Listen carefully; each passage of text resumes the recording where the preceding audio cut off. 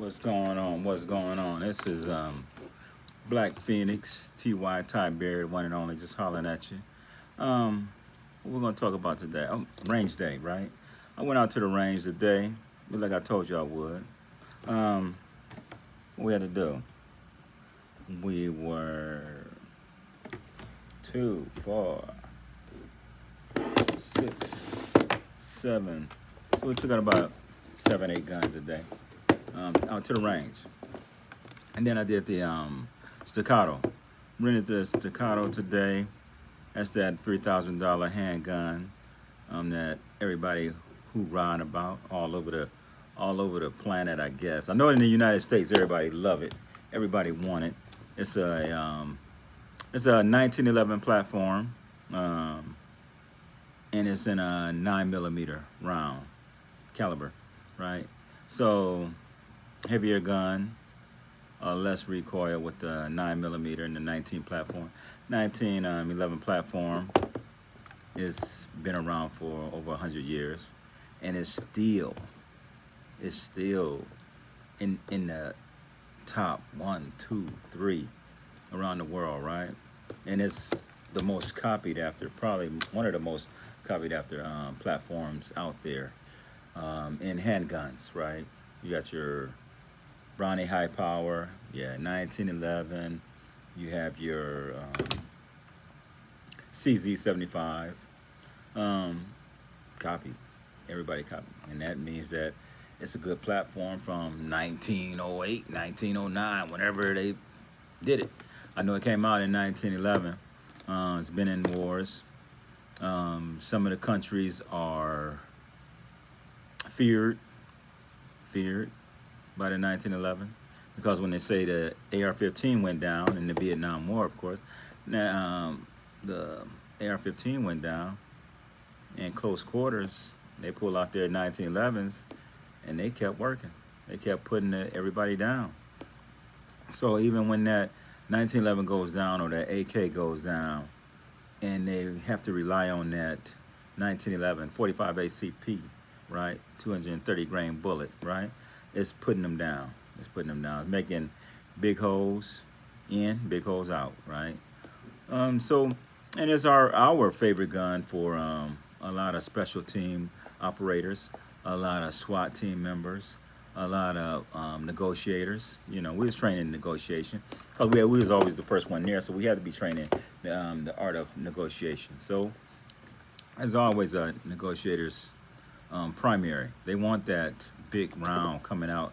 So when they punch, if they have to punch that hostage taker, the one that, got somebody hostage, got a knife up to the neck, got a gun up to the neck, and you may only have one shot. You got to talk him down if you can. If you can't, you may have to take that shot if you get the green light, right? So whether you're a sniper or whether you're up close and personal, if you're up close and personal, you may have to be that negotiator, and you may have to negotiate this guy down, or girl, could be whoever, right? And in the meanwhile, you want that good tool in your hand. So if you can't talk him down, and you don't already close the distance, whatever your plan was, whatever you need to do, you go ahead and take that shot, right?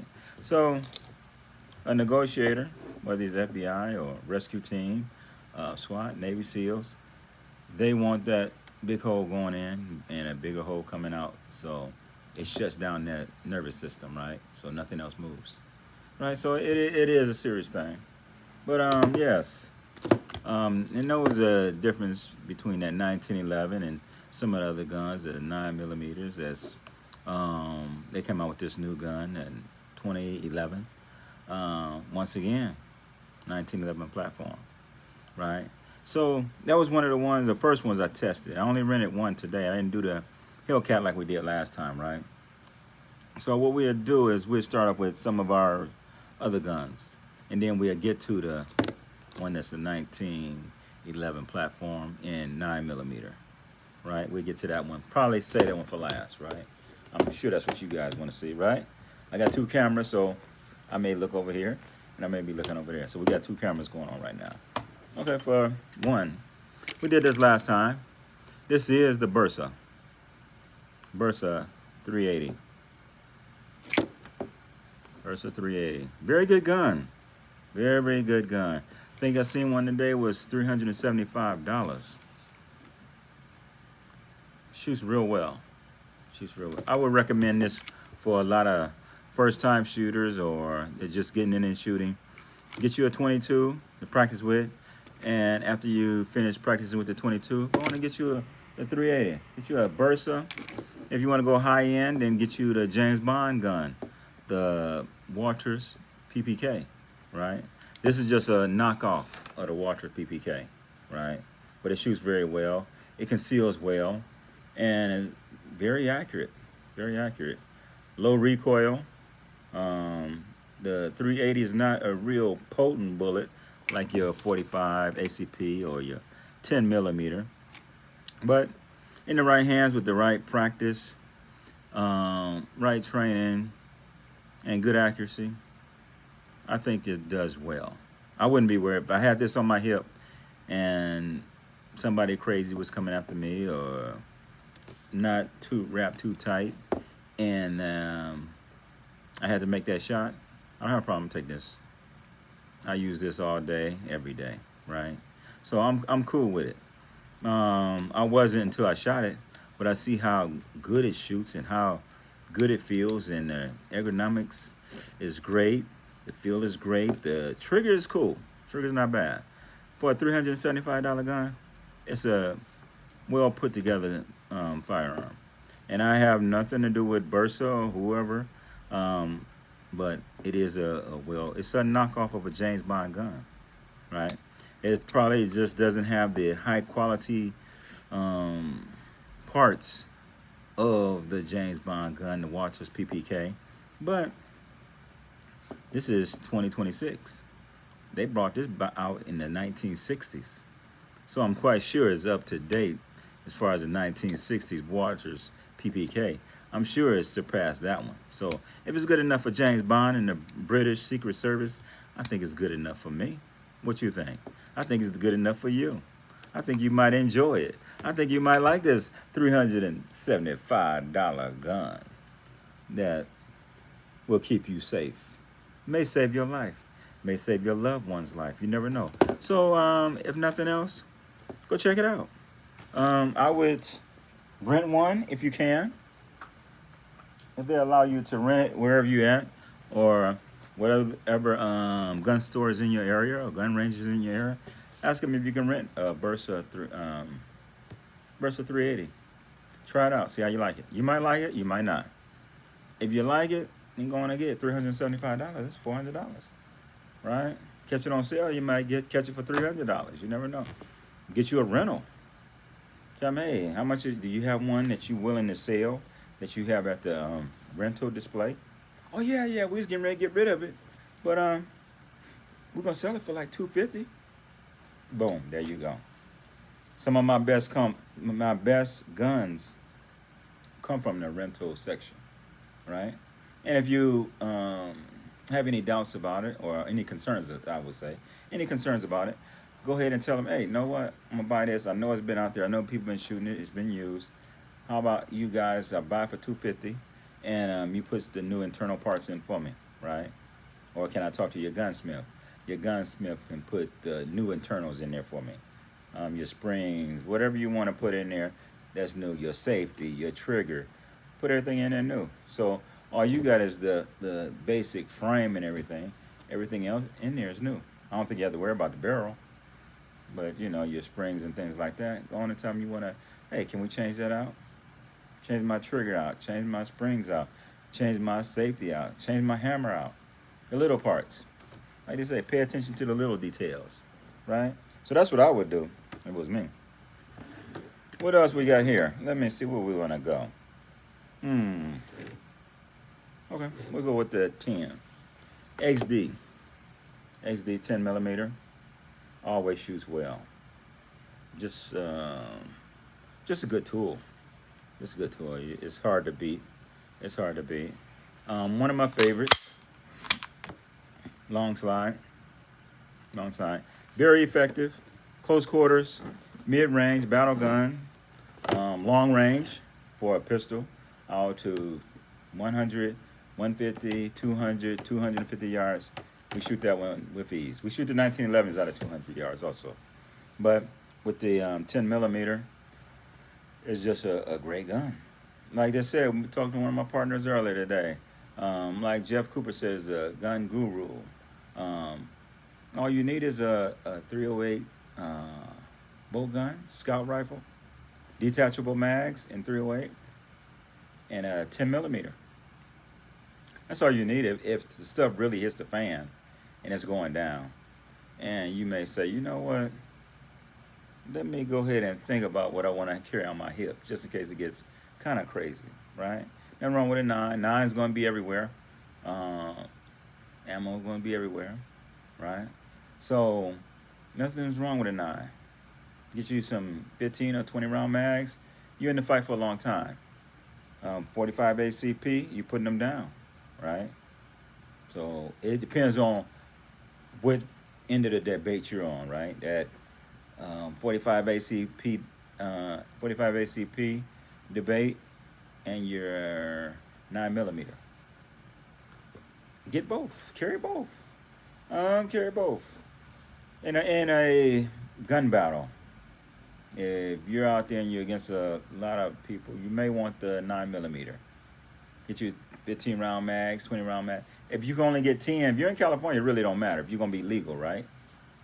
If you're going legal, you're only gonna get 10 rounds anyway. In states like California or what is it? Some of those New York or somewhere else. Some of those other states or Chicago.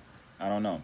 So if legally, if you're gonna be legal, and you can only get 10 rounds anyway. So it don't matter. Do you want 10 rounds of 9 millimeter, or do you want 10 rounds of 45 ACP, or 10 rounds of 10 millimeter? Which one do you want?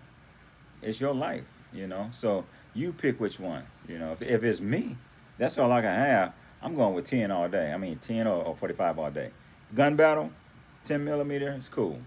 45 ACP is cool. You know. Home defense, 45 ACP. You know, you just don't want that. If you can help it, you don't want that over penetration from that 10 or the 9. But if somebody's coming in your house and they got AKs and ARs and they trying to do you and who's ever in there with you, all bets are off. So at that point, you gotta decide on, hey, man, I ain't playing no games with these people. So I don't want to be worried about the over penetration. But if they come and take my life, hey, I gotta have the best firearm that I can have to protect my life and my family's life. I gotta have that best round to put them down, right? I hope it don't over penetrate. I hope I don't miss. But that's another reason why you train, baby. So you don't miss. I don't miss. I'm not missing. I'm gonna tell you that now. Oh, ooh, and some of the when I was shooting today, nah, I ain't missing. And I got a lot of partners that don't miss, but that's why we train though, right? So the more you train, you ain't missing from those gun battle distances, right? And I mean, you training at 10 yards, 7 yards, 20 yards, 15. If you got to shoot out to 30, 40, 50, shoot out there. But practice. If you gotta make that shot out at 100 yards to keep them up off of you, make that shot. Practice. Right? Or get you another tool for that scenario or for that mission. Right? But if a handgun is all you got, that's all you got. You can't run to the store and say, "Hey, I need another gun. I need one that can shoot out to 300 yards now." No, you gotta be able to shoot, or you gotta be able to close that distance, or you gotta be able to get away, escape. You know, make that distance, make it further, right? You gotta change the distance. You gotta change that battle distance, right, to where it's effective for you, to where you win, right? If you get closer, you win. If you get further away, you win. Whichever, it's up to you. You decide on which one is going to give you that advantage point. You know, if you got that 10 and you need to get closer to do more damage, then get closer. Or if you got that 45 ACP and you know, I want to get closer, I want to get to about 100 yards so I can make this good shot, get closer. Oh, I'm at 300 yards. I got my 10 millimeter. I'm close enough, right? So you be able to tell which one you're gonna do, which one you feel comfortable with, because everybody's different. That's what I say. But that's the 10 millimeter XD tactical, right? Get that tactical model. Tactical model, bad. Ooh, 1911, black and green, green and black. You know that's my favorite. Black and green, green and black. You know what I'm saying? We're going with the MC Operator 1911. Man, this is, whoo. It's a gunfighter's gun. Gunfighter's gun. That's all. That's a, most of your gunfighters, most of your SWAT team members, most of your door kickers, your point man, your backup man, your hostage negotiators. That's what they're carrying. This is what they're carrying, right? So your tunnel rats in Vietnam. This is what they carry. They carried this in a flashlight and went up in those tunnels and did battle. Man, whew, it had to be tough. That had to be because so many guys lost their lives down in those little tunnels, going after the enemies at that time, right? Flashlight in one hand, 1911, 45 ACP in the other hand. You go down there and crawl up underneath those tunnels and put some work in, right? But man, it had to be a tough job. They said they had to recruit guys for that because they were so little. The bigger guys couldn't fit through there. If you're over 150, you're not fitting in there. They had to get guys at 145, 140, 130. I think they wanted it at 140 and below, something like that. Because most of your guys over there was small stature, right? So, and real thin. So they can crawl in those tunnels and the big Americans couldn't get through there. You know, they in good shape. They power, they strong. But you're not getting through there. Now without getting cut up or walking into a big trap, I mean you gone. Or you get in there and you're claustrophobic, oh man, you tripping. You trying to get out, right? So they had to recruit little guys for that. Little guys went in there with 1911 45 ACP, baby. That's why it's still 1911. I think it was made right around 1908, between 1908 and 1910, I believe. And they brought it into the war and put it out on the market for sale in 1911, right? But it's just a great gun, great gun. Feels great, looks great, shoots great. Great trigger, great ergonomics. Everything you need in a battle gun, I think the 1911 has it. It's not a small 9 millimeter, not a small 9 millimeter round, not a 380, not a 22, not a big 10 is not bigger than 45 is longer and it's faster and it does hit hard. It hits hard and keep going. The 45 ACP hits hard and blow things out, right? So they're two different. One's hitting harder and still, boom, still going fast. So for a bear or something like that, hard target, you want the 10. But for home defense, a human, even a dog coming up in there, 45 gonna do the job because it's putting a nice size hole in the entry wound, and the exit wound is blowing it out. Big hole, and one or two, boom, boom, double tap. I mean, and if you guys don't know what double tap is, look it up. Google do double tap. Double tap it. I mean, if you want to take one shot, take one shot. But if you want double tap, double tap. You know, a lot of people walking around these switches and shooting and semi-automatic, fully automatic stuff. You don't want. I say you don't want it. You can talk to some of your range masters, your gun owners, your gun friends, your friends that's gun enthusiasts. Um, Most gunfighters don't want a semi-automatic, I mean a fully automatic gun or a switch. Whatever, I don't even know. That's where they stopped selling the Glocks or something. Some of the striker fire guns, polymer guns, because they can be used with a switch and turn into a fully automatic weapon. I don't want no fully automatic handgun. Nor do I want a fully automatic rifle. I'm not wasting all my ammo. You see how much that ammo costs these days?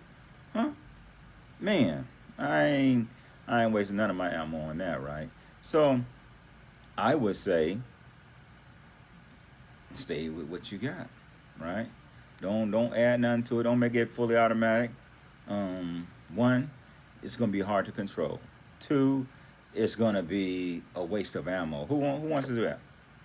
You know, I mean, those gangbangers out there, they trying to do that because they want to run by and just spray.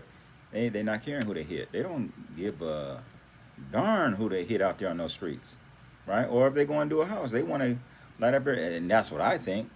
I don't know. I don't talk to gangbangers like that, but I would assume that when they go do a drive-by and hit a house, they're trying to just light the whole house up because that's what it always seems like when they shoot the house up, right?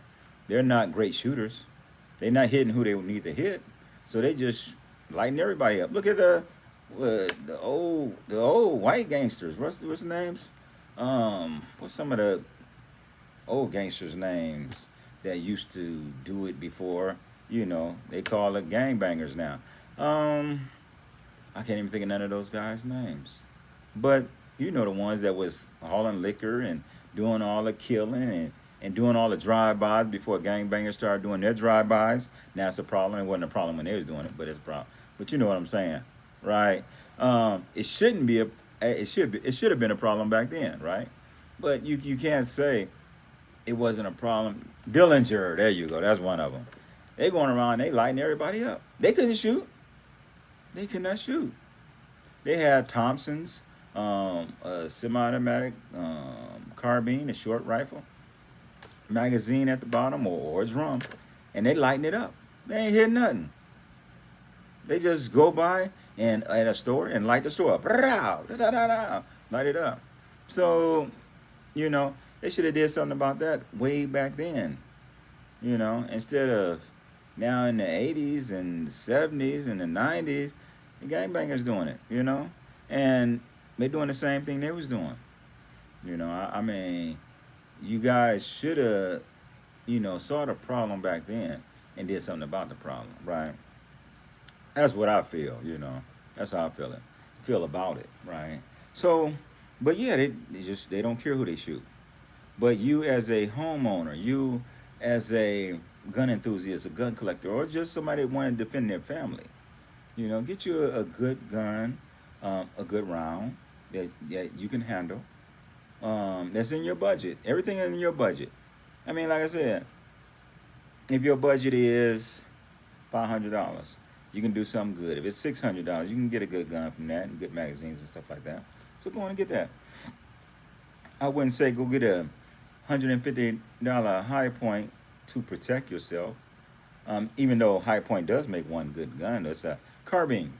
It's a high beam. I mean, High Point carbine, right? It's a short rifle, and they got it in 9mm, 40 Smith and Wesson, 45 ACP, and 10 caliber, right?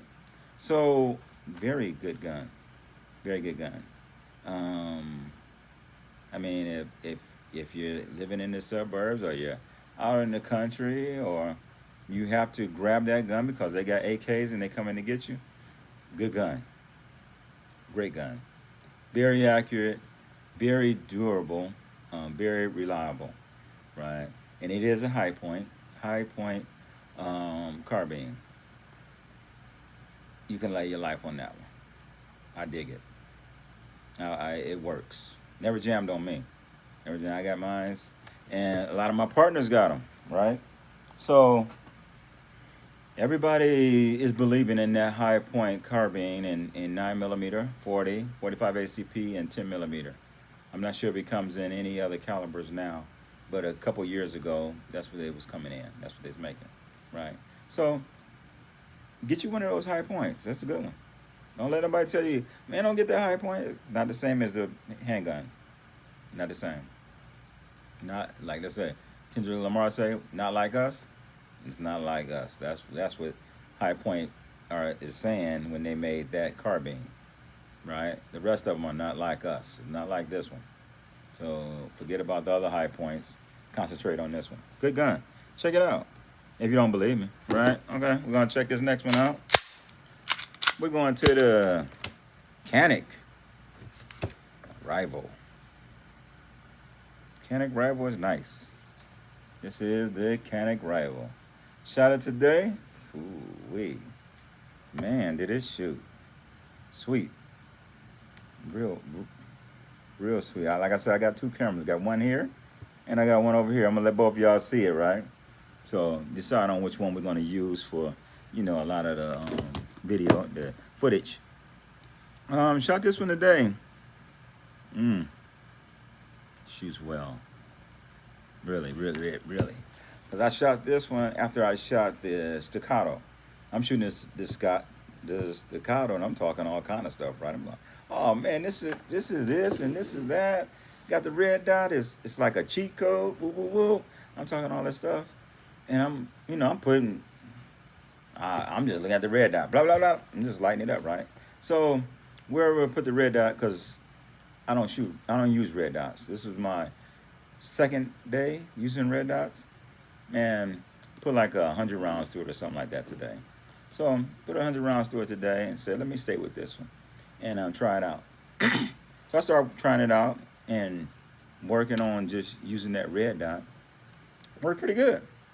A lot of the shots was a little high, but after you figure that out, you just bring the dot up a little higher, right? So I guess we have to get it set. If I was to buy a red dot, get it set for me, whatever. But then I picked up the Rival, right?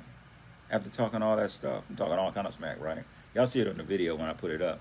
I'm talking all kind of stuff. Man, it's too easy, man. It's too easy with the Staccato. I'm hitting everything. I'm putting holes in holes. I don't even want to shoot no more. It's just too easy, right? I get up there and I'm shooting with this Canik, my first Canik, right? I'm like, what? Holes in holes. I shot better with this than I did with the Staccato red dot.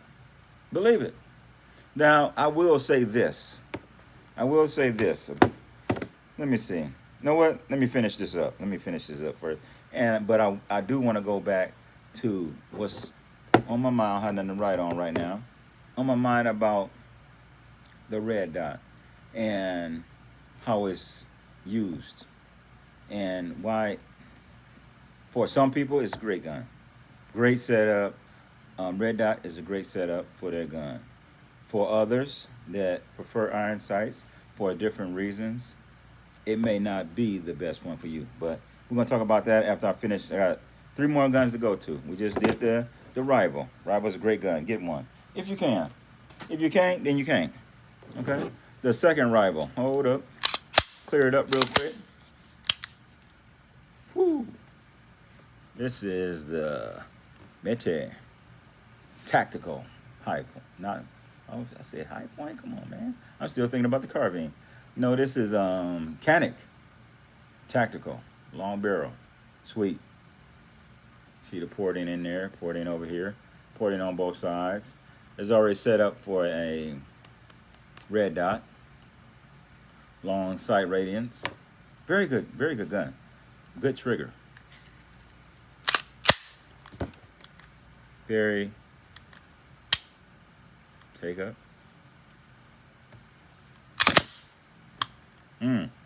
Sweet.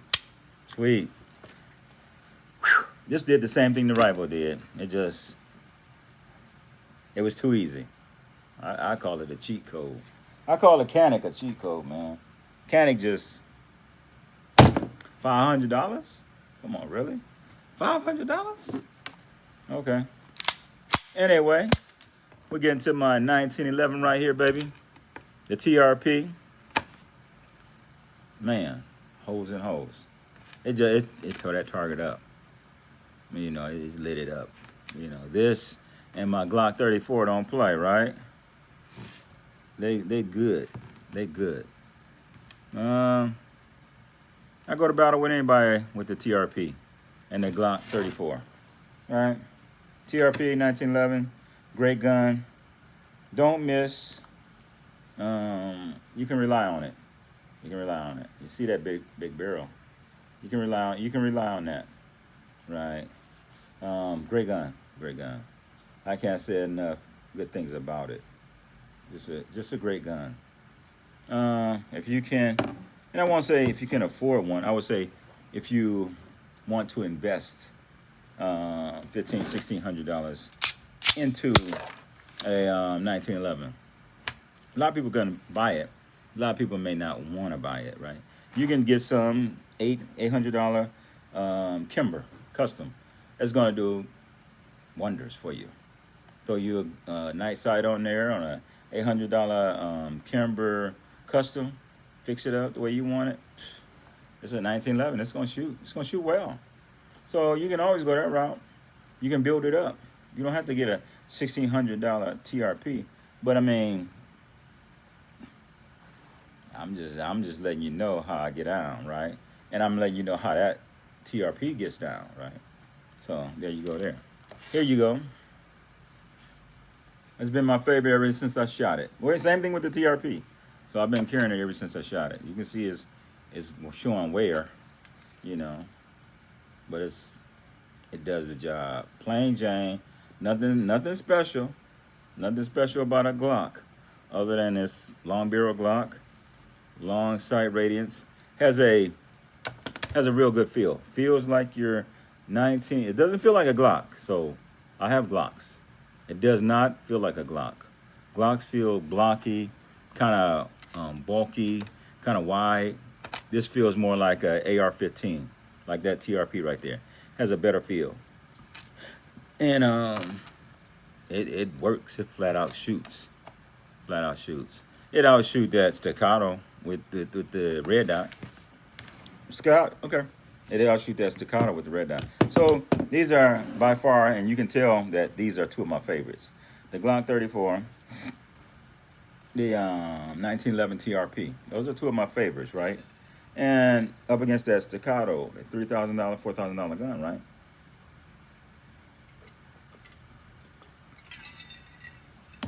Staccato's good. Fast. I would say the trigger, you can shoot a staccato real fast. So that would be the big change in going from these until you bring it up and you dump. Pop, pop, pop, pop. You can get off 5 or 6 rounds under 2 seconds with a staccato. Nah, you're not gonna do that with these two, right? At 45, you bring it up, that first shot should put them down, right? So normally you're not gonna have to shoot up 4 or 5 fast shots after that. And nor do you want to, because you may only have 8 or 10 rounds. So you don't wanna bring it up and dump 6 rounds in 2 seconds when you don't have to. You bring it up and dump one time, blah, go to the next one, boom, go to the next one, boom. So that's what the 45 ACP is doing. It's dropping each one of them 1 second, half a second, with 1 round. Whereas your 9, they're racers. They're using it because it's fast. Fast follow-up shots, accurate follow-up shots. So if you got that red dot on, you're putting everything right here easy. So if it's in the chest, easy. If it's in the head, you're putting all those shots in under 2 seconds, really. So that's the unique thing about, and that's what I was going to tell you guys about the red dots and the iron sights, and going from these guns that I carry with the iron sights and going to like a staccato with the red dot. That's the big difference. It's a battle gun. It's a great battle gun. If you want to hit one target 6 times and accurate, staccatos, you're one. That's the one for you. Okay? If you want, like these right here, the Glock 34 or your 1911 TRP, and one hitter quitter, right? You bring that one up in a half a second or 1 second, boom, he's dropping. Go to the next one, boom, he's dropping. Go to the next one, boom, he's dropping, right? So one shot.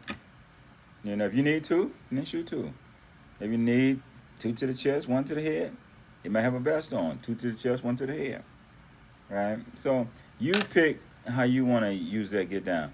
If you need a fast follow up, if you feel that you're gonna be out there and somebody kicks in your house and you're gonna get 6 shots off, and be accurate with them with the red dot, go with the staccato and red dot. Or map better, go with a Glock 34, Glock 17, red dot, right? And it's gonna put your shots right where you want them. XD, tactical. Put a red dot on the XD. It's gonna do the same thing, right? My tacticals are accurate. My XDs are accurate, and that would be the difference between my XD and my Glocks. All my XDs are accurate except for my subcompact. It's just a shorty, right? So I would say that the Glocks, I shoot all my Glocks fairly well. They're not great shooters for me, right? And I won't say they're not for somebody else because there's a lot of guys that shoot them well, right? But my Glock 34, 17, accurate, very accurate. So that's what I would go for on those two. As far as my Glocks, I would put the 17 and the 34 up against anybody, right? But not with the other ones, not the short 10 millimeter or your 45 ACP. 45 ACP and a Glock, nice battle gun, wonderful battle gun. Because you got a 45 ACP, you got a Glock platform, you got 15, 16 rounds coming out of that Glock, 45 ACP. Great battle gun. Use it. So that would be one I would go with for a battle gun. Difference between the 45 battle gun and the 9 millimeter. 9 millimeter is going to be everywhere. The downfall of a 9 millimeter, everybody having it, it's going to be everywhere, is when 2020 hit, 9 millimeter couldn't be found on the shelf after the first day. Everybody came in and bought up everything. Bought up all the 9. You couldn't find no 9. You was looking for, you got 45 ACP over there? Yeah, we got some. You got 45 long coat? We got some. You know, yo, you got some 380? Give me some of that 380 too.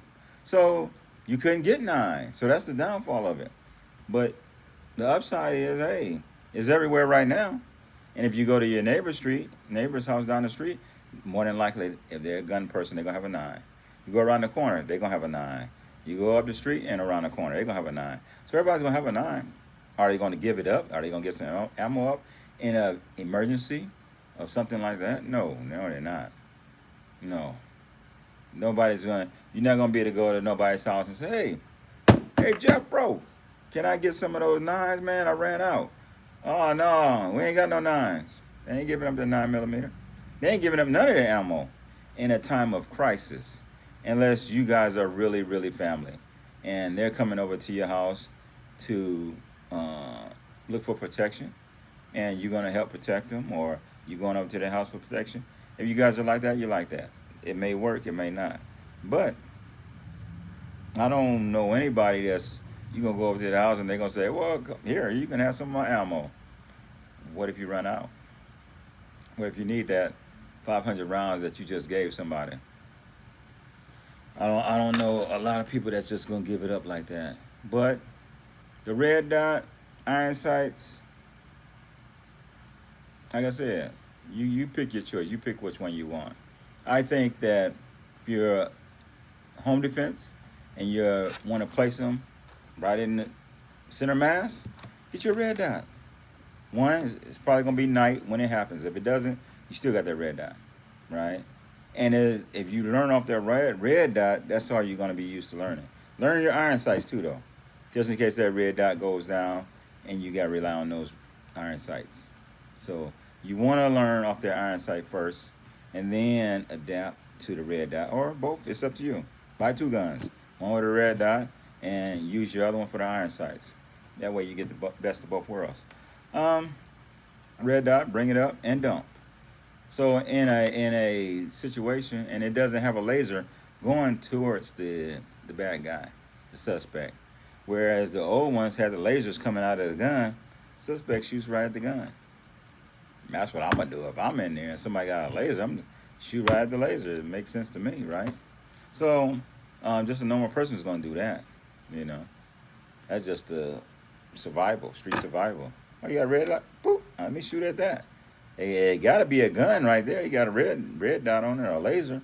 I'm going to shoot at that. So, but if you want it for home defense, good choice. Red dot is a good choice. I would say that a lot of people that are used to iron sights, they may not fall for the red dot right away, because you may want a hostage taker. Hostage negotiator is not going with it. I'm not going with it. SWAT team members not going with it. The I would say SWAT team member may go with it for home entry, room entries, building entries, right? Because you come in there and raise it up and dump, right? But if he's the first one in or the second one in, first responder, and he has to negotiate, no, he's not going to do that.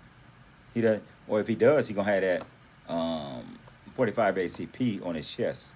So when he has to negotiate, he converts over, put the 9mm or the 45, whatever, he's going to put it in his pocket with the red dot on it. He'll go to his chest and bring his 1911 out. So it's time to negotiate.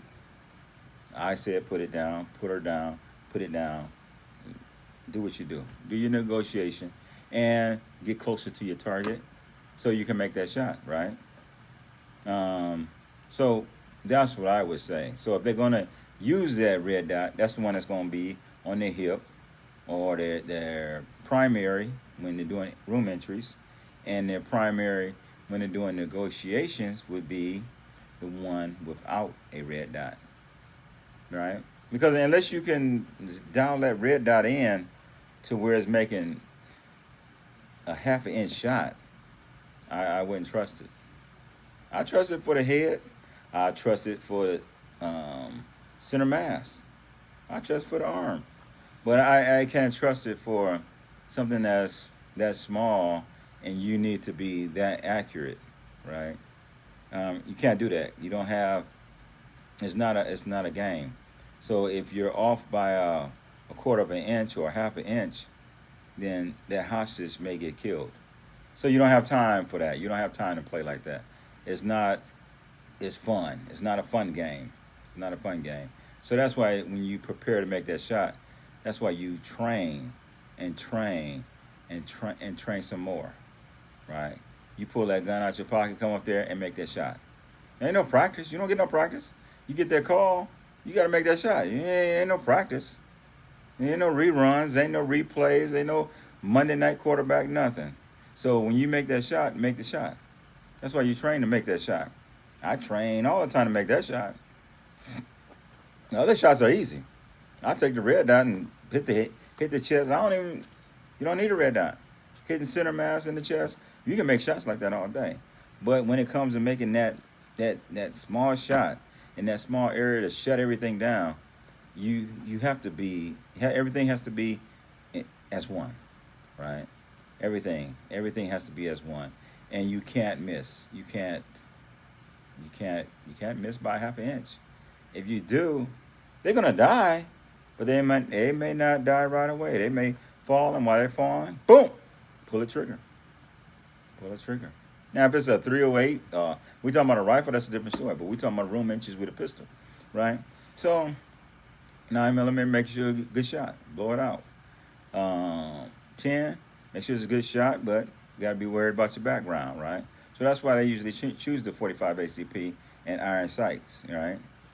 The red dot is cool, but it's cool for a nice size area, right? Not for ½ inch or 3/4 of an inch. It's not designed for that. I don't think it is. I wouldn't trust it. I wouldn't trust it going in there and making a hostage taker shot with a red dot. Not unless I can figure out how to narrow that down to where it's not that much room for error, right? So when you go in there, you got to make that shot like this, and that, more smaller, and under pressure. Because if you miss, that means you're gonna kill the hostage. If you miss, that means that the hostage taker may have a chance at killing that hostage. So either way, you lose. It's not a good shoot. So if you can't make the shot, don't take the shot, right? So and that's why you train for that shot, so you can make that shot. But because if you can't, don't do it. If you don't think you can make that shot, 100% with no error, zero. If you think you get, oh man, I might not be able to make, then don't even shoot. Get closer. Tell your sniper take the shot, whatever the case may be. In your case, if it's a home defense, and somebody broke into your house and they got one of your loved ones, you ain't got no sniper, right? So you can't tell a sniper, hey, take that sniper. You got the green light, sniper, right? Now, unless you got some of your family members that's trained in sniping and you taught them, and I know some people that's doing that too. So in that case, then let them know, take the shot, right? But if you're in the house by yourself and you need to take that shot, then take that shot, right? But I don't think anything else. We had a good time at the range. Shot some good tools. I say shot the Staccato. Good gun. Very, very good gun. Good, fast follow-up shots. Quick. It's a quick gun. Very quick. I mean, you can dump 6, 7, 8 rounds in 2 seconds. Do-do-do-do-do. So it's a great gun for that. I would have to shoot it without the red dot to see what it can do. Because mine's boiled down to that hostage taker shot. My top gun's got to be able to do it. If they can't do it, then what's the point? Good for battle. Good for battle. But if you got to take that hostage taker shot, then you need that gun that's going to be accurate like that.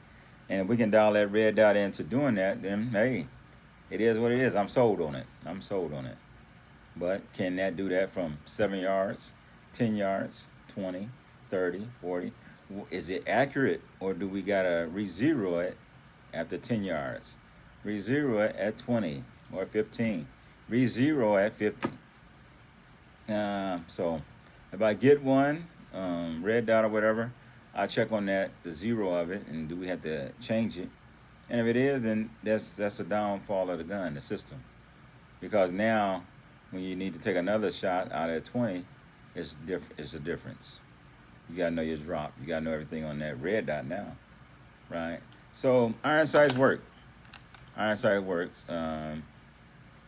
They're not gonna lose power. Most of you got some good red dots out there that goes 10 years. You got good red dots that has the solar on it.